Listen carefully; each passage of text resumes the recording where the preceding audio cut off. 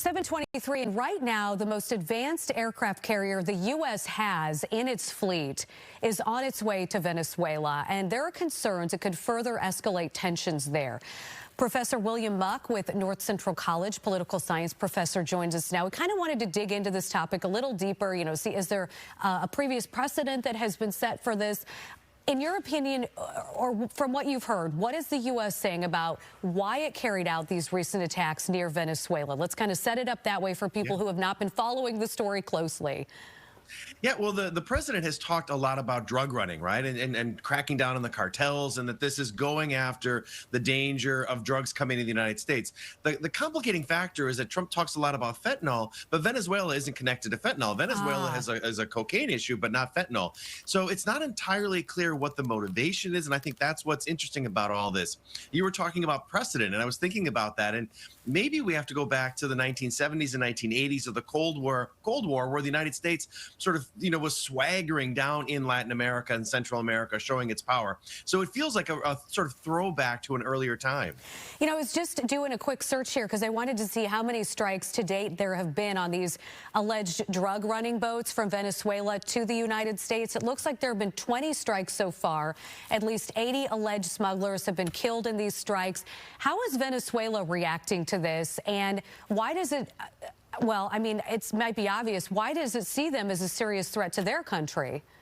Yeah, well, because a couple things going on there. One, you're absolutely right. The number of attacks have gone up, and there are some real concerns about the legality of that as well. But I think it's the United States demonstrating that it is taking this very, very seriously, and not just the attacks itself, but sending this aircraft carrier. I mean, the United States is putting its military might in the region, and this has Venezuela worried, right? And I think rightfully so. And you've got the most powerful military in the world right off your coast. You're a little worried about what that might be.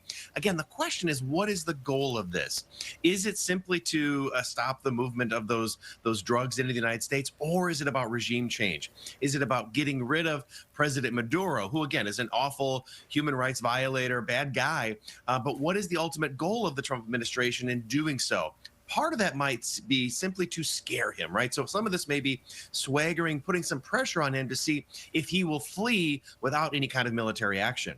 To the last point that you made there about the human rights violations, I can speak from speaking to law enforcement officers here in the Chicago area who've had a lot of contact with asylum seekers from Venezuela who have come to the United States because of the human rights violations in that country. Okay, so there have been criticisms that the United States is not following international law with these strikes. What is your opinion on that? Yeah, I think international law is pretty clear on this. There's a big distinction between crime and war. And if you're engaging in, if you're going after crime, you have to use the law and order process. You have to follow legal precedent.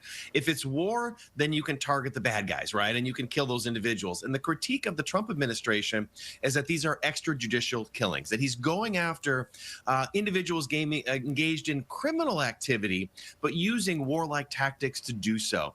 And so I think the Trump administration is probably clearly on the wrong side of law here. Now, the Trump administration doesn't really care about that, right? They framed these individuals as terrorists, and they're going to use a show of force to do so. But international law is pretty clear that you have to have a firm line between criminal activity, where the law is involved, and war, where it's an entirely different dynamic, and you can use lethal force. Well, this is a topic I'm sure that is ongoing, so we will have you back once again. There's a couple other points we could talk about this morning, but we've run out of time. Thanks so much, Professor. Always good to be here.